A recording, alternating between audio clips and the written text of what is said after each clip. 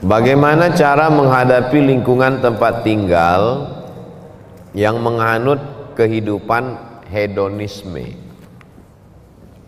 Yang pertama, faqidus syai' la yu'ti. Orang yang tidak punya sesuatu, dia tidak bisa memberikan sesuatu. Kita tidak bisa berefek terhadap lingkungan kita kalau kita tidak punya sesuatu itu. Makanya mahasiswa, mahasiswi dibekali 3. Akidahnya benar, ibadahnya benar, akhlaknya benar.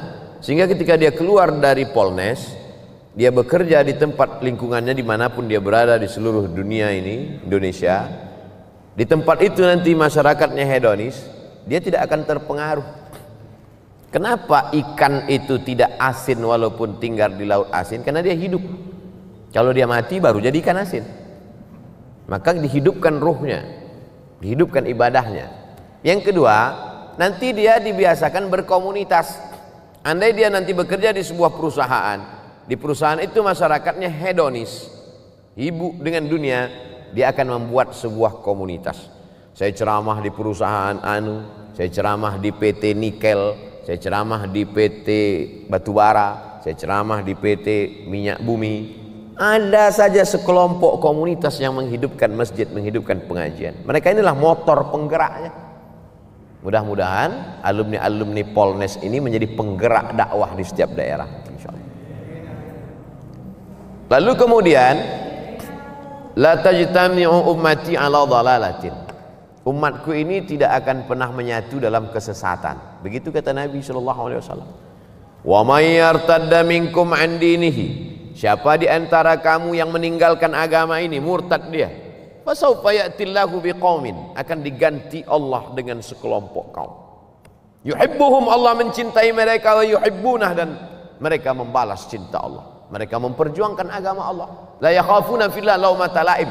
Mereka tak pernah takut kepada caci maki, bully, buzzer, haters dan lain sebagainya. Saya pernah juga dihinggapi putus asa ketika melihat orang-orang yang diharapkan memperjuangkan agama malah bertumbangan. Saya sampaikan kepada salah seorang sahabat saya, dosen, profesor, Pak Prof, rasa-rasanya kita udah layak putus asa melihat umat hari ini. Kata dia, jangan. Mungkin batang kayu sudah lapuk, tapi pucuk-pucuknya yang masih hijau, kalau kita siram dia akan menjadi kayu-kayu yang baru. Dan pucuk hijau itu sekarang ada di Polnes, karena memang baju mereka hijau pucuk pisang. Inilah yang akan memperjuangkan, memperbaiki hedonis, tidak menjadi asketis, tapi menjadi orang-orang yang moderat, wasatiyah, insyaallah. Amin. Sebagai mahasiswa yang punya banyak sekali kegiatan kampus, bagaimana caranya tetap istiqomah kepada Allah? Ada kekeliruan cara berpikir. Dianggapnya kalau dia sibuk dengan kegiatan kampus, dia tidak beribadah. Karena yang dianggapnya ibadah itu adalah sholat duha, baca Quran, i'tikaf, ibadah. Sedangkan sibuk di kampus tidak ibadah. Padahal sejak dia dari mulai berangkat dari kampungnya sampai ke Samarinda di Polnes sampai pulang itu adalah ibadah. Man kharaja fi talabil ilmi, siapa yang keluar rumah untuk menuntut ilmu, fa huwa fi sabilillah, dia sama seperti orang berjuang fi sabilillah hatta yarji'a, sampai pulang ke rumah. Tapi jangan gara-gara ini 14 semester. Kau kenapa lama kali selesai? Jihad fi sabilillah. Enggak. Tapi itu kalau belajar ke Al-Azhar, Ustadz, fisabilillah. Enggak. Semua ilmu ini datangnya dari Allah Subhanahu wa taala. Hanya saja ada yang fardu ain, ada fardu kifayah. Ilmu agama fardu ain, wajib setiap individu. Karena kalau tidak benar akidahnya, tidak benar fikihnya, tidak benar ibadahnya. Adapun ilmu ini fardu kifayah. Siapa yang memperbaiki jembatan, memperbaiki bangunan, memperbaiki yang bersifat teknik ini kalau tidak orang-orang politeknik? Kalau diserahkan itu kepada Abdul Somad, idza usidal amru ila ghairi ahlihi fantaziri sa'ah. Kalau diserahkan orang pada bukan ahlinya, tunggulah kehancuran. Tetap aktif di kampus, tapi jangan sampai melanggar aturan-aturan negara, melanggar aturan-aturan agama, maka itu bernilai jihad fisabilillah. Baca Qur'annya tetap, sholatnya jangan sampai tinggal. Bedakan antara ibadah dengan amal soleh. Sholat, ibadah. Baca Quran, ibadah. Zikir, ibadah. Tapi engkau di kampus menuntut ilmu, kau bekerja nanti, maka itu adalah amal soleh. menghadap Allah melalui dua.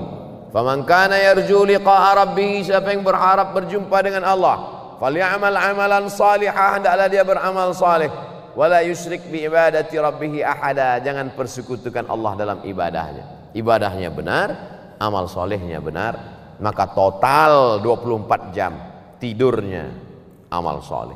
Bismika Allahumma ahya wa amut sampai bangun, makannya amal soleh.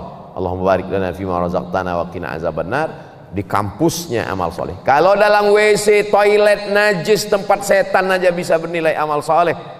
Bismika Allahumma inni a'udzubika minal khubuthi wal khaba'ith, keluar dengan kaki kanan, ghufranaka, bernilai amal soleh. Yang penting ikuti tuntunan sunnah Nabi Muhammad sallallahu alaihi wasallam. Yang terakhir, bagaimana cara mengetahui paham-paham yang tersesat dari Islam agar saya termasuk orang yang baik dan tidak tersesat? Dalam skala negara ada namanya mufti Mesir Syekh Ali Jum'ah dulu, mufti Malaysia Profesor Dr. Zulkifli dulu, sekarang sudah berganti, sekarang jadi Menteri Agama. Di Indonesia tidak ada mufti, tapi ada Komisi Fatwa Majelis Ulama Indonesia. Maka Majelis Ulama Indonesia mengeluarkan 10 kriteria aliran sesat. Tulis di Google 10 kriteria aliran sesat, enter, screenshot, like and share. Kalau kena pasal-pasal itu berarti sesat. Untuk skala negara. Untuk skala kampus, kemana saya bertanya? Fas'alu ahla dzikri in kuntum la ta'lamun. Tanya orang yang tahu. Dosen agama Islam, Ustadz Abdurrahman. Ustadz Abdurrahman, dua saja. Kalau tak Abdurrahman, Abdul Somad. Nah, Abdul yang lain. Jangan pernah mikir sendiri, baca sendiri, renungkan sendiri, nyasar sendiri. Karena kita ini lemah. Saya dalam bidang teknik tidak menguasai, maka kemana saya bertanya? Ke Polnes, orang politeknik. Mereka yang paling mengerti tentang itu. Bidang medis, kedokteran, ya tanyalah orang kedokteran. Jangan kita sendiri ambil jarum suntik, kita suntikkan. Ini obat manjur dari Jerman, satunya 5 juta. Insya Allah anak ibu sehat. Seminggu tidak sembuh. Komplain dia ke dokter. Kata dokter, ini obat impor dari Jerman harga 5 juta, kenapa anak saya nggak sembuh? Ibu buat gimana? Saya masukkan ke dalam bubur, saya suapkan ke anak saya. Salah bu, saya kemarin kan saya bilang masukkan ke dubur.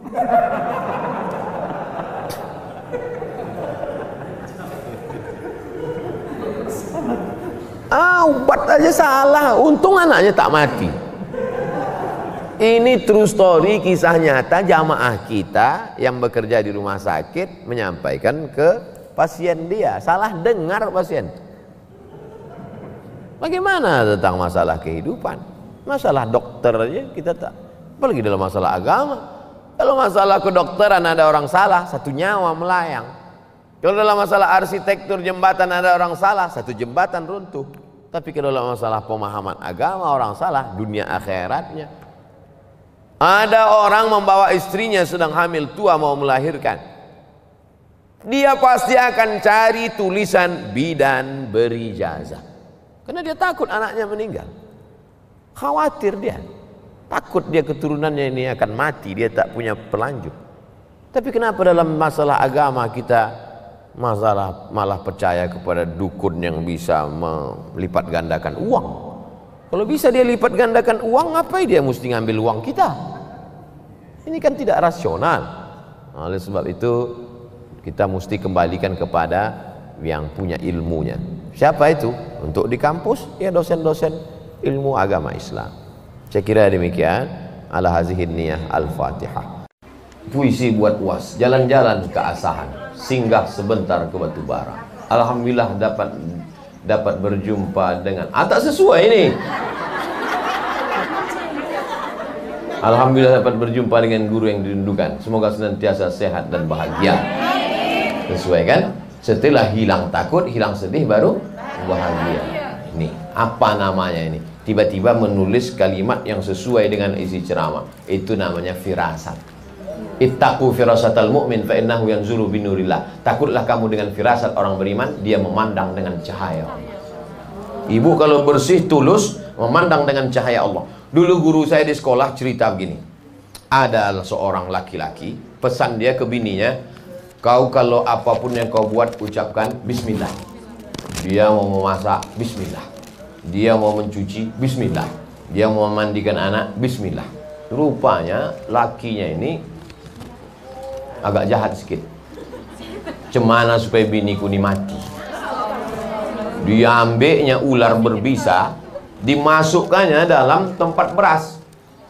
Maksudnya biar supaya pas bininya nanti mau masak, dipatuk ular mati, supaya dia bisa macam tahu aja.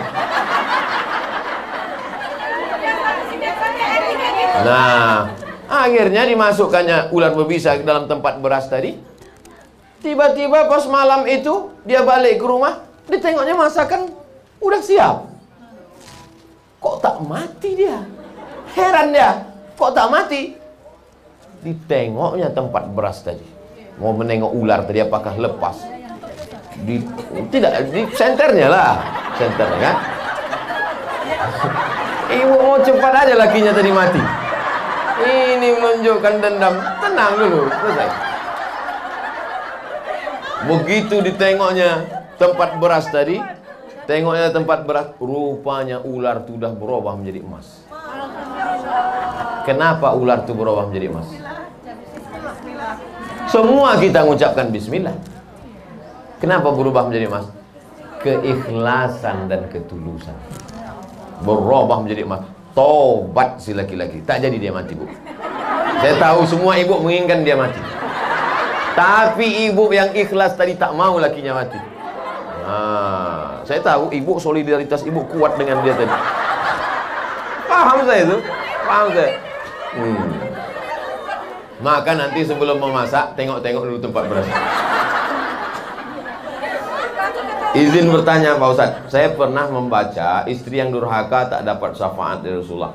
Durhaka seperti apa yang dimaksud itu Pak Ustadz? Prinsipnya begini, baik sama suami, baik sama orang tua, la ta'ata li makhluqin fi maksiatil khaliq. Tak boleh taat kepada makhluk kalau maksiat kepada Allah. Jadi yang dimaksud durhaka pada suami, suami nyuruh sholat, dia tak mau. Suami nyuruh baca Quran, dia tak mau. Suami nyuruh berjilbab, tak mau. Kau kenapa tak berjilbab, dek? Alah abang, baru pengajian 2 kali online, mau jadi ustaz pula. Sambal abang pakai lado hijau nanti. Nah, itu bukan durhaka itu. Itu namanya suami istri duralek, lebih tinggi lagi dari itu kan. Di atasnya. Tak ada orang di Batam ini macam itu. Habis semua udah ditelan-telan ikan laut sana. Ya pula diaminkan. Dah, insya Allah ibu semuanya solihah. Bagaimana perempuan yang tak cocok lagi dengan suaminya, lalu kemudian dia menikah tanpa surat cerai? Perempuan yang menikah lagi dengan laki-laki satu lagi tanpa surat cerai dari yang pertama, maka tak ada satupun kua yang mau menikahkannya. Karena Pak Kua pasti akan menanya judul lagunya, kau masih gadis atau sudah janda?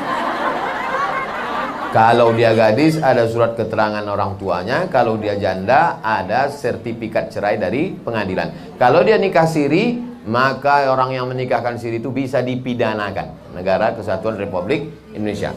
Dia sudah tak ada kecocokan karena sudah tak serumah 3 tahun, maka namanya khulu.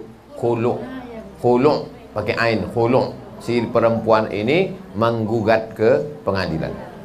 Tapi katanya kalau perempuan menggugat bergoncang tiang aras Pak Ustadz. Kalau laki-laki itu soleh, laki-laki itu soleh, baik, digugatnya. Kugugat dia Pak Hakim. Kenapa kau gugat? Gak maco, kampungan. Itu bergoncang tiang aras. Tapi kalau laki-laki tadi tak ngasih nafkah, memukul sampai biru-biru, kan banyak perempuan sekarang biru-biru matanya. Biru. Bibir pula bengkak macam Angelina Jolie. Entah ditinju kawan tuh.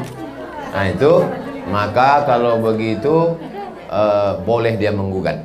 Nah, prinsipnya kalau tidak melawan Allah Subhanahu wa taala, la ta'ata li makhluqin fi maksiatil khaliq. Begitu prosesnya. Setelah keluar sertifikat baru. Kalau tidak, dia bisa digugat di pengadilan. Laki-laki itu bisa masuk penjara, yang menikah pun bisa masuk penjara. Karena kita negara hukum. Mohon nasihatnya Pak Ustadz, dalam kondisi Covid dengan kondisi ekonomi yang tak stabil, bagaimana menyikapinya dalam rumah tangga? Karena banyak. Itulah yang udah dibahas selama 1 jam tadi. Oh lah mak payahnya. Itulah yang kita bahas dari tadi. Dengar sekali lagi di radioku.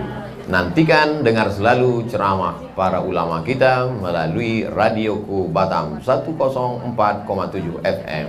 Like and share. Saya sudah menikah dan sekarang sudah berpisah. Ternyata saya dibohongi selama perkenalan, sampai yang ternyata dia adalah seorang gay. Gay itu LGBT. Gay itu kalau nampak anak gadis cuek aja dia, tapi kalau nampak anak lajang meniti air liurnya. Itu gay.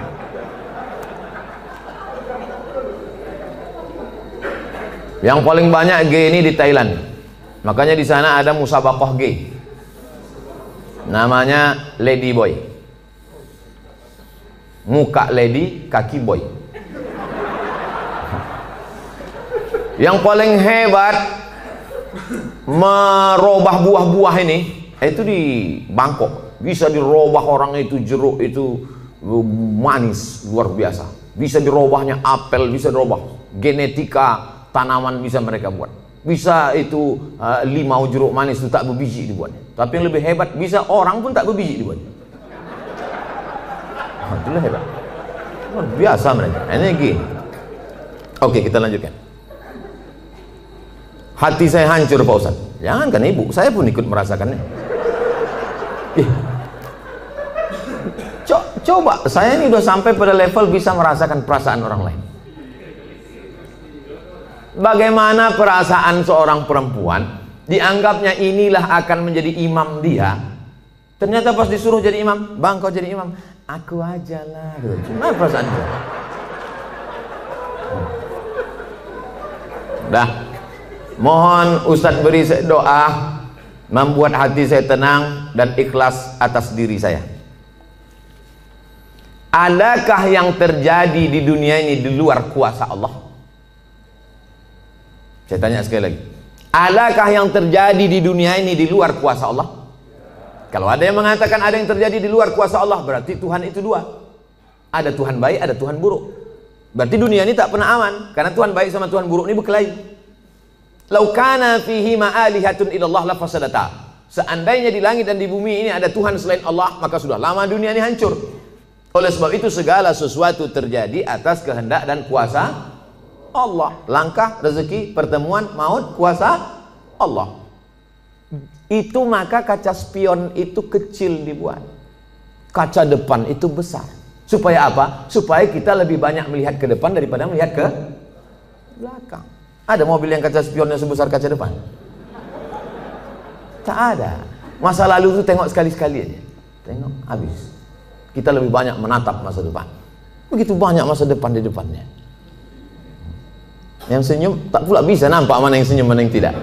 Itu sedapnya ceramah musim corona ini. Oleh sebab itu Bapak Ibu yang dimuliakan Allah Subhanahu wa taala, yakinkan bahwa ini adalah sudah selesai, tatap masa depan, maka kita berharap, tidak ada tempat berharap kecuali kepada Allah. Kalau kita emosi, marah-marah, ngamuk-ngamuk, itu meledak-ledak. Marah itu apa definisi marah? Definisi marah itu adalah darah dalam jantung yang mendidih, menggelegak ke atas, mengamuk, mata memerah, bawaan emosi. Tapi kalau dia ditahan, kita tidak marah, muncul sedih. Kalau diluapkan, marah. Kalau tak dilepaskan, sedih. Maka tidak ada yang bisa menghilangkan marah dan sedih kecuali ridha menerima takdir ketetapan Allah Subhanahu wa taala.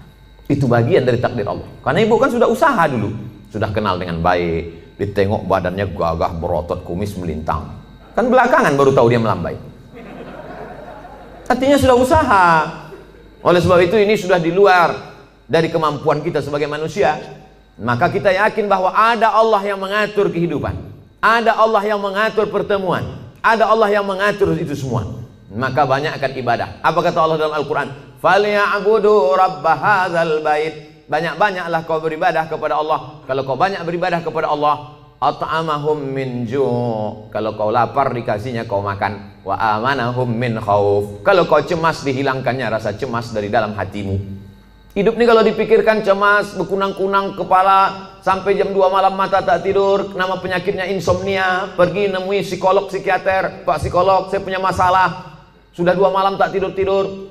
Psikolog tuh ngangguk-ngangguk aja, psikiater tuh ngangguk-ngangguk aja, diambilnya kertas resep dikasihnya. Ini makan sebelum makan, ini makan setelah makan, ini makan setengah makan, ini makan 3 kali, ini makan 2 kali. Nengok itu bertambah pula beban kepala kita.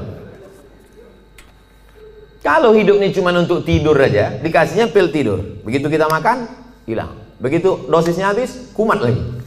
Tidak ada cara kecuali banyak beribadah kepada Allah. Idza sa'alta fas'alillah, minta tolong kepada Allah. Tapi ke Makkah nggak bisa Pak Ustaz. Saya mau berdoa di samping Ka'bah nggak bisa Pak Ustaz. Aqrabu ma yakunul 'abdu min rabbih wa huwa sajid. Orang paling dekat dengan Allah ketika sedang bersujud. Allahu Akbar. Saat sujud itulah mengadu kepada Allah. Jangan adu ke kawan. Ngadu ke kawan habis ditumpahkan, besok jadi lawan dibukakannya di medsos. Selesai, tamat riwayat. Mengadu kepada Allah Subhanahu wa taala, meneteskan air mata. Tak ada tempatku mengadu kecuali Engkau ya Allah, tak ada tempatku minta kecuali Engkau ya Allah. Tolong aku ya Allah, hasbunallah wa ni'mal wakil, ni'mal maula wa ni'man nasir. Sulitkah bagi Allah mengatur kehidupan kita? Innama amruhu iza arada syai'an ayakula lahu kun. Mudah bagi Allah. Lalu kenapa dibuatnya hidup kita ini sulit? Dia ingin melihat kita merintih di tengah malam bermunajat melelehkan air mata. Itu yang diinginkan Allah dari hambanya yang dia sukai. Oleh sebab itu, tanamkan dalam diri kita, aku dicintai Allah, aku disayangi Allah, aku disukai Allah. Allah menyelesaikan setiap perkaraku, Allah memperhatikan aku, Allah melihat aku, Allah mengatur kehidupanku. Tiap hari dikatakan itu. Makanya selesai sholat kita katakan, la ilaha illallah dahu la syarikalah, lahul mulku walahul hamdu yuhyi wa yumit wa huwa ala kulli syai'in qadir. Hukuman apa sebenarnya untuk seorang homoseks di dunia dan di akhirat? Man ra'aitumuhu ya'malu 'amala qaumi Lut. Siapa yang kamu lihat melakukan perbuatan umat Nabi Lut, faqtulul fa'il wal maf'ul, maka hukumnya adalah hukum mati. Andai diterapkan hukum Islam, itu bencong-bencong itu tobat semua. Begitu dipancung kepala, hilang bencong. Hai katanya, begitu dipancung satu, hai. Tapi tak bisa itu kita laksanakan. Berapa ceramah saya yang dibully oleh bencong-bencong karena ceramah saya tegas, tapi saya tak peduli. Kalau ada yang gini-gini kan ceramah saya, itu banyak bencong. Kalau jantan tentu berani dia langsung kan. Bagaimana hukumnya orang yang telah melanggar sumpah atas nama Allah? La yu'akhidhukumullahu billaghwi fi aymanikum walakin yu'akhidhukum bima kasabat qulubukum. Fakaffaratuhu, kalau ada orang melanggar sumpah, maka cara menebusnya 3. Yang pertama, it'amu asyarati masakin, kasih makan 10 orang miskin. Au kiswatuhum, atau kasih 10 pakaian orang miskin. Au tahriru raqabah, atau membebaskan budak hamba sahaya.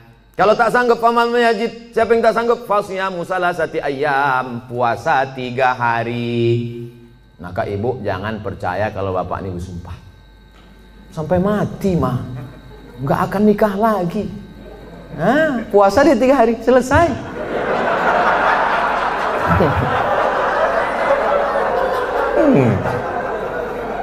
Jadi saya ketemu sama bapak-bapak.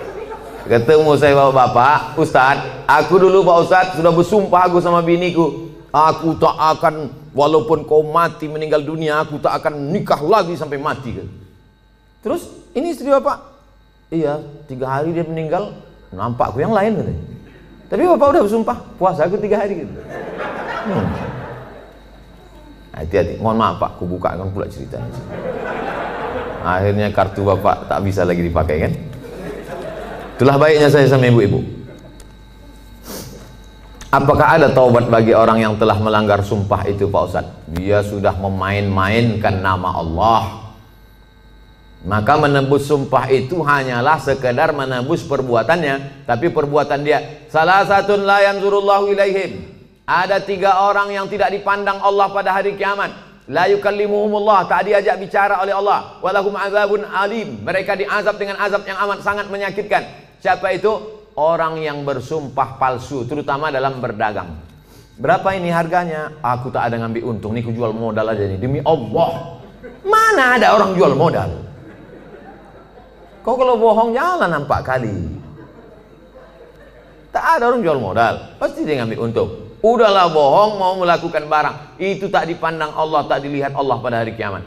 Apalagi yang bersumpah-sumpah itu, pakai Quran pula tuh di atas. Saya bersumpah akan menjadi PNS, bersedia ditempatkan di seluruh Indonesia dari Sabang sampai Papua, bersedia. 3 hari tempat sana, balik ngurus surat pindah. La ilaha illallah Rasulullah. Mudah-mudahan yang sudah bersumpah nih taubatnya diterima Allah SWT. Banyak juga.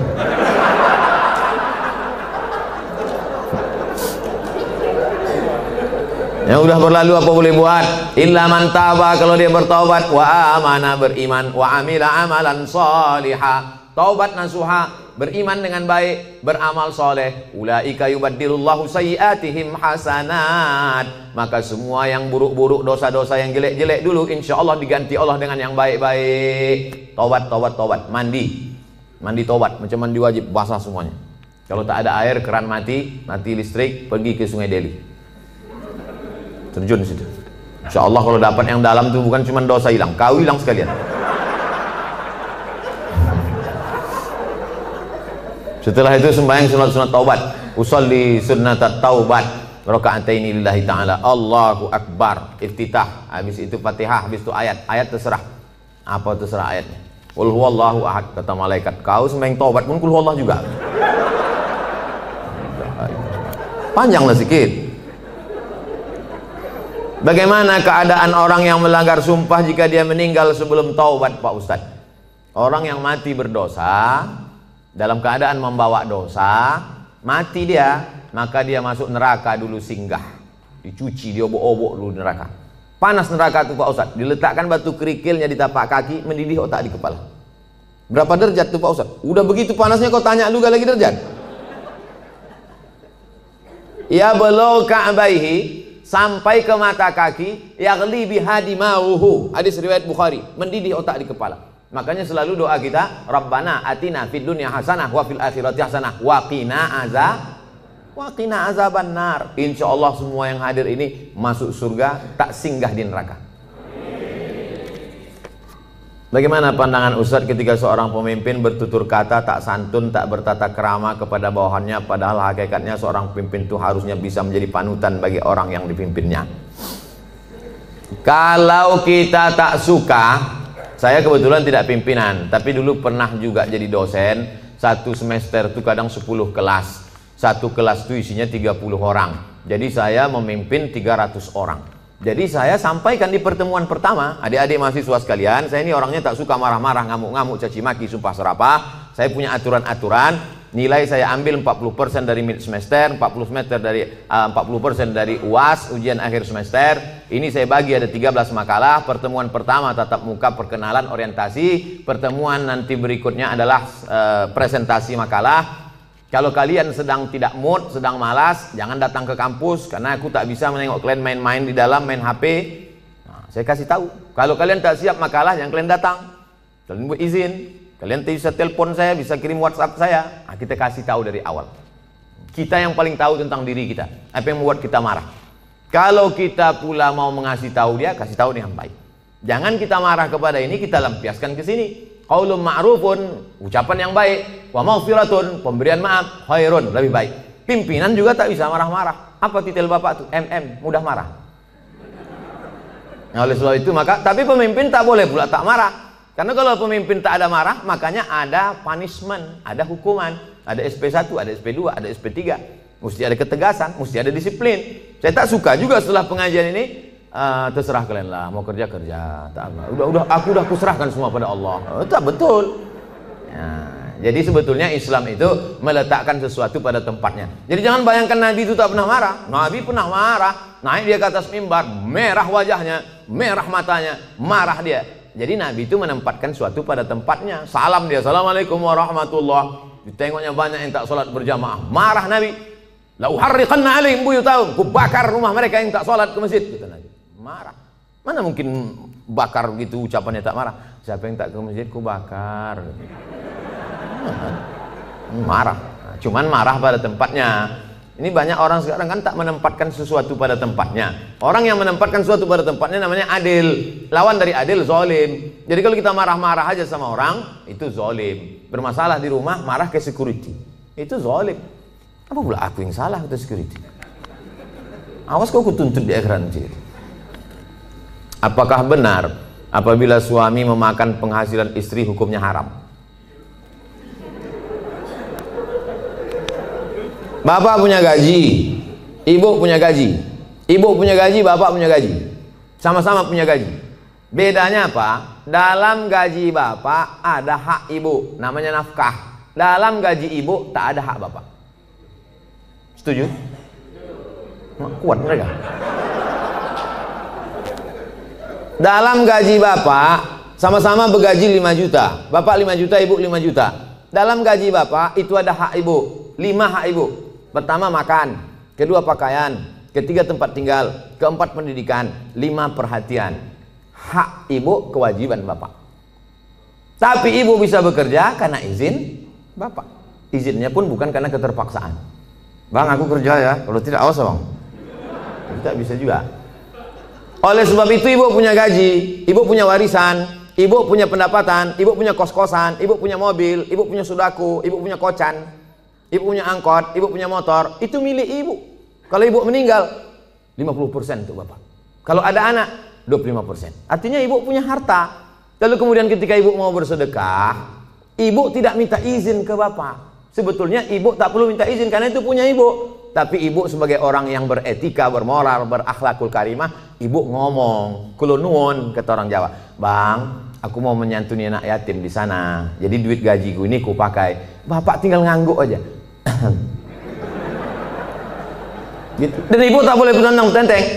Kau mau kemana? Aku mau menyantuni anak yatim di sana. So kau tanya-tanya, ini kan gaji aku. Nah, pertanyaannya, apakah haram bapak memakan hasil gaji ibu itu? Harta bapak berpindah kepada saya sebab apa? Jual beli. Sebab apa? Pinjam meminjam. Sebab apa? Sodakoh. Sebab apa? Infak. Sebab apa? Wakaf. Bisa duit ibu itu berpindah ke bapak, apa sebabnya? Akadnya itu apa? Sodakoh. Sodakoh dia. Udah nggak? Selesai itu udah. Bang, ini gajiku bang, ini duitku bang. Tapi karena aku tengok abang susah kali, ini ku kasih abang sodakoh. Biar jangan apa kali ya bang, ini ambil.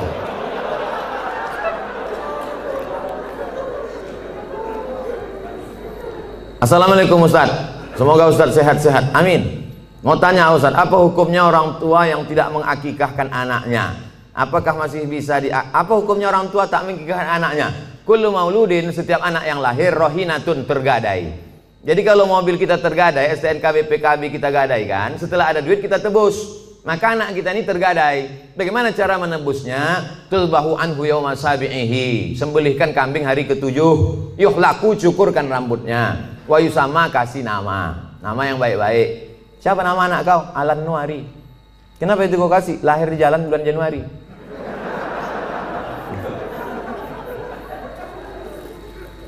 Kasih nama yang baik-baik, cukurkan rambutnya karena itu rambut kotor di dalam, lalu kemudian sembelihkan kambing hari ke-7. Tak ada duit hari ke-7, hari ke-14. Tak ada duit hari ke-14, hari ke-21. Lewat 21 tak usah tengok tanggal lagi. Setahun, 2 tahun, 3 tahun, 5 tahun, taman SD, taman SMP, taman SMA. Tapi kalau dia udah semester 2, hanya potong kambing aja. Tak usah potong rambut lagi. Tak pula diayun pakai marhaban.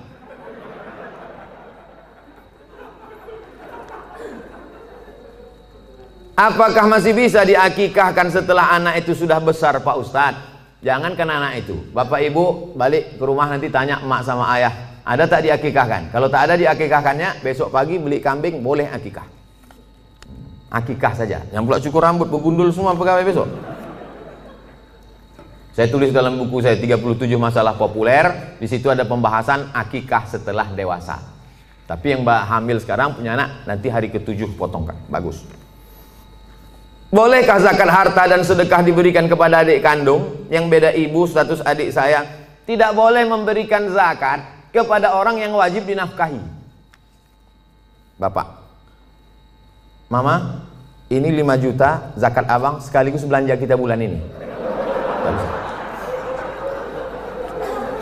Bapak wajib menafkahi ibu, maka bapak tak boleh berzakat kepada ibu. Tapi ibu boleh berzakat ke bapak. Nah, itu bedanya. Ibu boleh berzakat. Bang, ku tengok abang udah agak-agak fakir miskin nih bang. Nah, jadi bang itu zakat. Tengok susah kali kau bang. Nah, ini pakailah ini. Ini gaji ku bulan ini. Ibu bergaji sebulan 10 juta. 1 juta 25.000, 2,5%. Jadi kalau 10 juta 250.000. Nah, ini zakat ku bang 250, yang 750 ini sedekah. Adapun infak nanti ku tengok prestasi abang.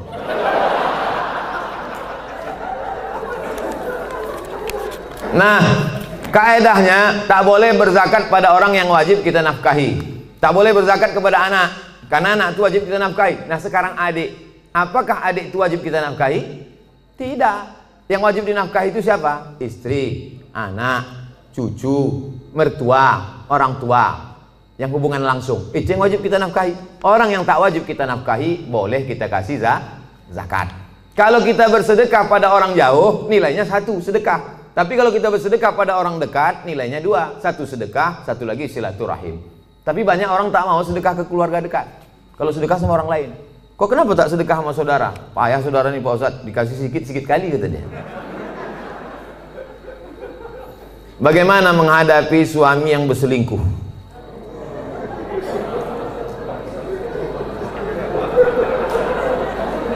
Udahlah dikasih zakat, berselingkuh pula. Ilaha illallah. Parah kali orang Medan ya. Ibu punya wali 6 orang. Jadi bukan ibu memanggil bapak itu dengan membawa centong sini bang, bukan gitu. Ibu punya wali 6 orang. Pertama ayah, yang kedua atu opung, yang kedua abang ayah, yang ketiga adik ayah, yang keempat abang. Yang pertama ayah, yang kedua datuk opung, yang ketiga abang, yang keempat adik laki-laki, yang kelima abang ayah, yang keenam adik ayah. 6 wali ibu itulah yang menyelesaikan ini. Maka dipanggilnya lah, setan sini kau sebentar. Orang berselingkuh tuh mesti gitu manggilnya. Tak pula kita panggil kepada menantu kami silakan datang. Mana lah tengkuk dia. Kalau ada yang polisi, tentara situ, cabutkan pistol, letakkan di atas meja tuh, pang, letakkan, biar tahu dia. Walaupun tak ada pelornya. Ku dengar kau udah selingkuh. Kemarin tertangkap screenshot SMS. Ini dia kan, ini foto perempuan kan. Kau jangan macam-macam. Kau berhenti selingkuh. Kalau kau tak berhenti, nah, jadi kasih dia mop, di mop dia sedikit. Nah, habis itu berhenti. Iya pak, aku stop nih. Ada berhenti dia. Tinggal lagi ibu. Mau ibu menerima barang second nih? Kalau ibu, kata ibu, Pak Ustadz, aku ikhlas menerima dia Pak Ustadz. Tak bisa aku berpindah ke lain hati Pak Ustadz. Terimalah dia. Tapi jangan sampai mulut ibu berkata bisa, tapi hati ibu tidak. Itu bahaya. Lain di mulut, lain di hati. Ada lagunya itu. Kalau ibu berkata bisa, katakanlah bisa. Tapi kalau katakan tidak, katakan tidak. Karena banyak perempuan berkata mulutnya bisa, tapi pas begitu jalan bersama terbayang dia selingkuhan siapa sih. Itu menjadi masalah. Hidup ini singkat bu. Hidup ini singkat. Jangan sampai gara-gara ini terpengaruh kepada sholat ibu, ibadah ibu, kerja ibu. Oleh sebab itu pikirkan baik-baik. Kalau bisa, bisa. Ambil waktu agak seminggu, 2 minggu, 3 kali Jumat. Aku berpikir dulu. Gimana? Selesai. Apa pendapat pandangan Ustadz terhadap pandemik COVID-19 yang sekarang terjadi dan bagaimana menyikapinya? Itulah yang kuceramahkan sejam tadi.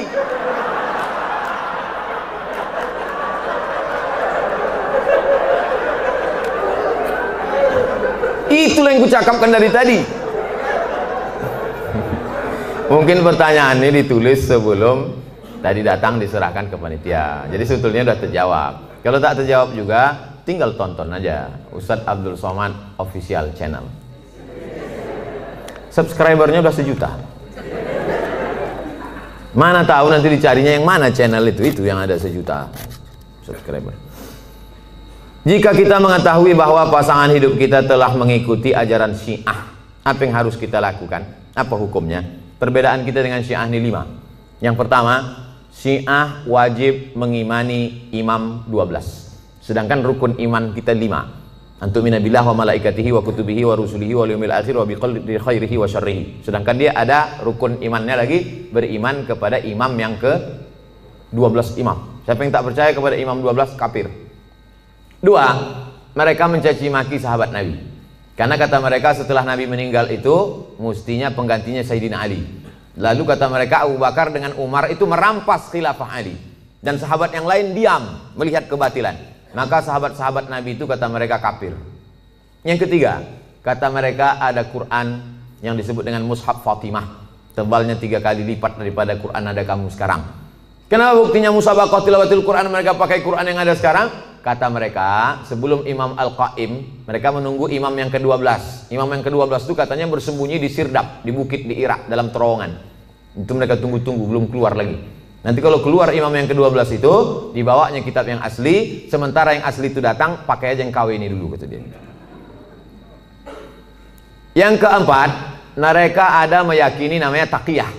Taqiyah itu kalau di tengah orang ahlu sunnah, pura-pura dia ahlu sunnah. Kalau di sini banyak Muhammadiyah, pura-pura dia Muhammadiyah. Kalau di sini banyak Al-Wasliyah, pura-pura dia Al-Wasliyah. Kalau di sini banyak NU, pura-pura dia NU.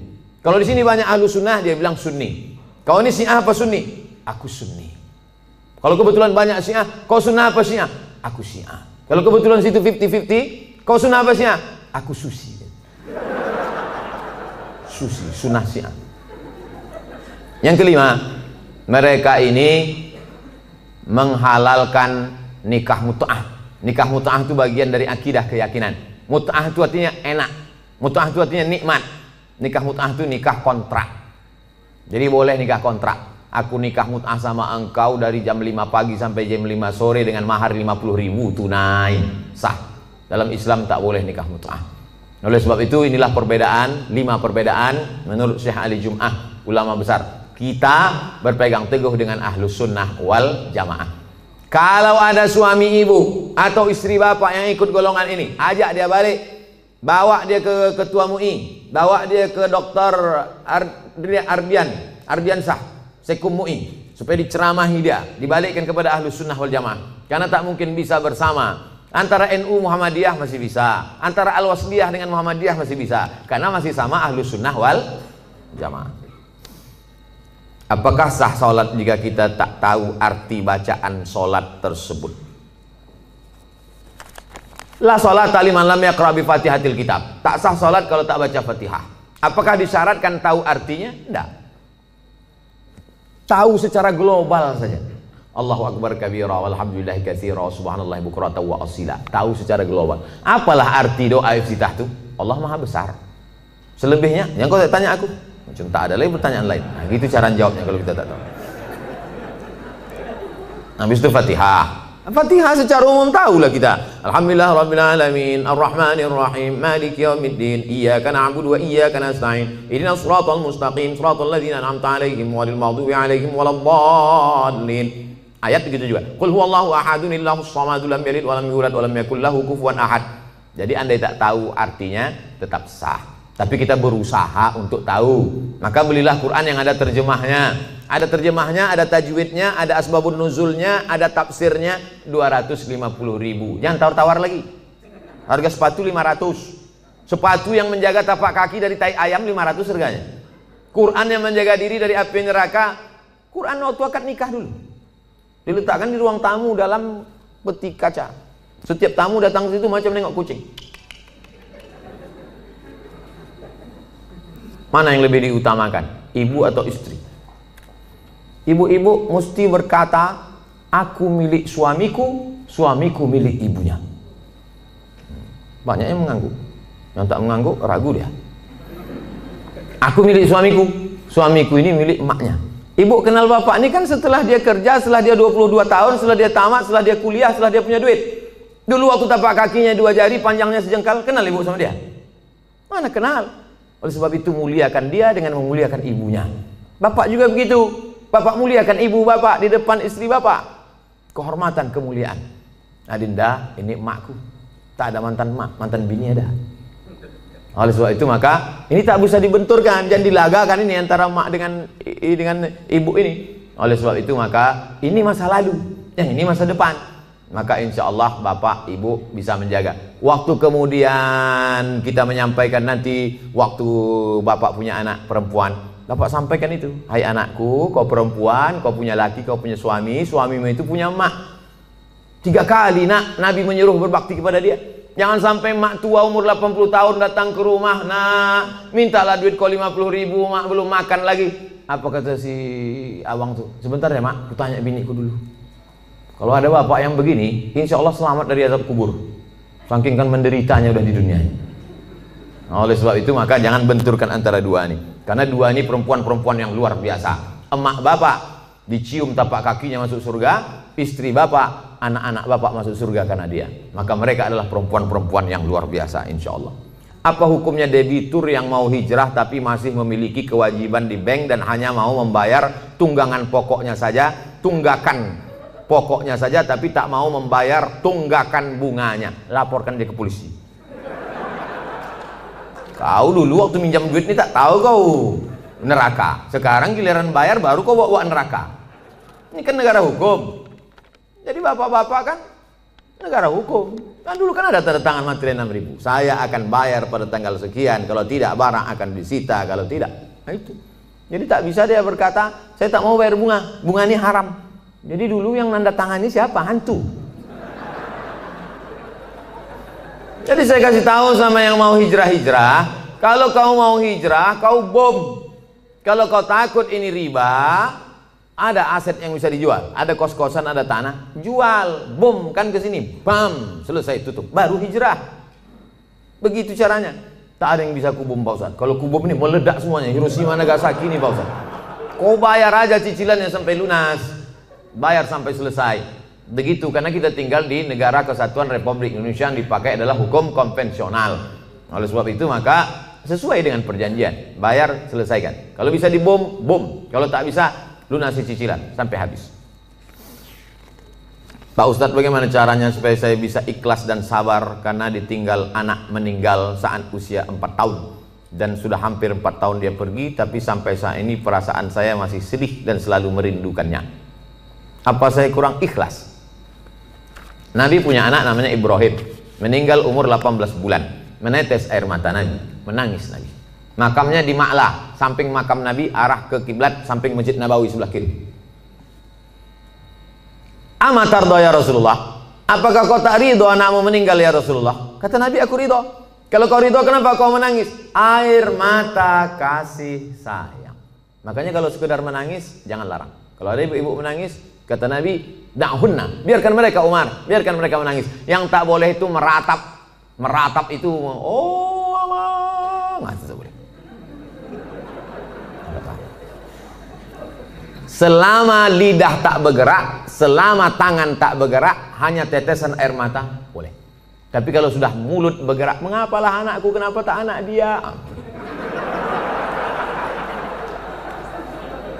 Lalu kemudian, laisa minna man darabal khudud wa syaqqal juyub.